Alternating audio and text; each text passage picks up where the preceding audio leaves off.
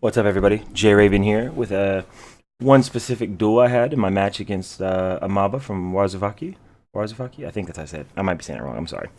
Yeah, this is just to submit for the Dueling Meta match of the week. I see now watching my video that I had my webcam messed up. Feels potato man, but it is what it is. But this match, guys, is a vampire mirror. I'm Ishizu playing Sealed Tombs Vampires and against Bandit Vampires. So I think there's a couple things in this duel specifically that makes it worthy of match of the week or duel of the week.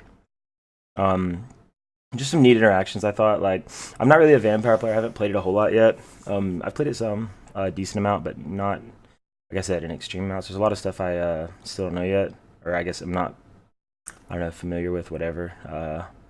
But his turn one play, you guys see, he sets up a pretty strong board. He has Domain in hand. He had a Grace with that Familiar, so he gets a triple monster board going first, and he's going to set one back row. And then for my turn, I'm going to draw the Hey Trinade.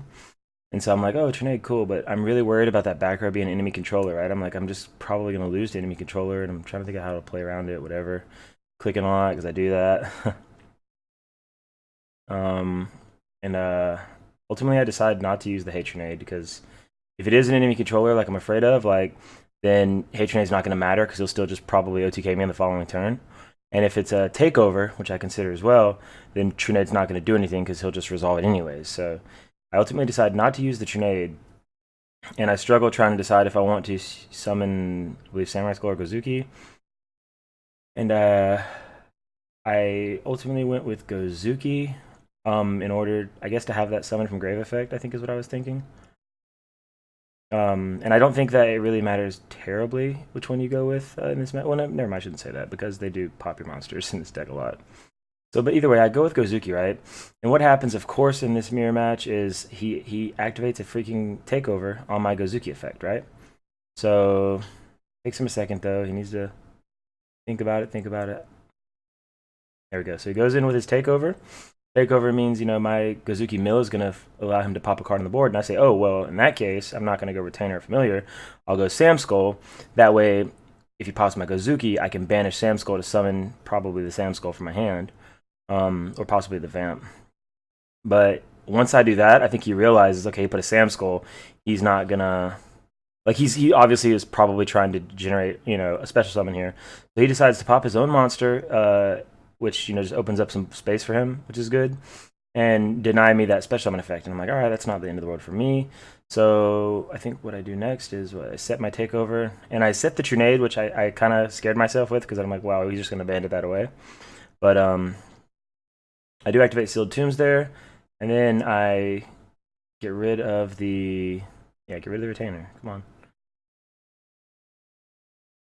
All right. I think I consider crashing, but I think it's better just to get rid of the Retainer.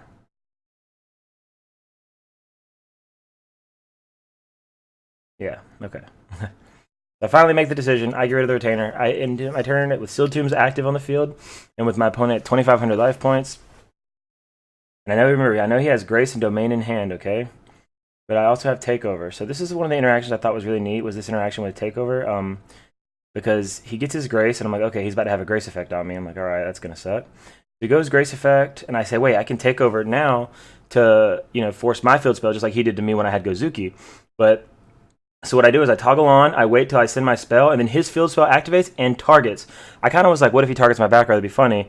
But he did target Gozuki, but then I will chain my takeover to that targeting, which means basically that his field spell will pop my Gozuki still, but it will force him to mill, and when he mills, he'll activate my field spell, which allows me to blow up his Grace. And again, I know he's got Domain and one card in hand, but basically at this point, he has an almost empty board. That honestly is probably a bluff yeah, it's probably the bluff Domain, but I mean, I have the Trinade set anyway, so I Trinade it back to the hand. At this point, there's like literally nothing. Like, I mean, I even have the resources, I believe, to play around a Sphere Karibo, and I know he can't have two. So at this point, it was game. But I think my favorite part of this duel, the reason I wanted to submit it for the duel of the week, was that interaction, specifically that takeover play. It's just something, and maybe it's common among vampire players. I don't know, in Vampire Mirrors, but again, I haven't played the deck a whole lot, so it was really fun for me to I guess figure out that play on the fly to chain takeover to the field spell effect, like, especially since it was like the game-winning duel. Unfortunately, I did go on to lose the match in a UA versus Vamp matchup, but either way, there it is, friends. Thank you for watching. Hope you enjoyed the video. If you did, please leave a like. If you enjoyed it, please subscribe to the channel. And hopefully I can win that meta ticket. Thanks. Bye, everyone.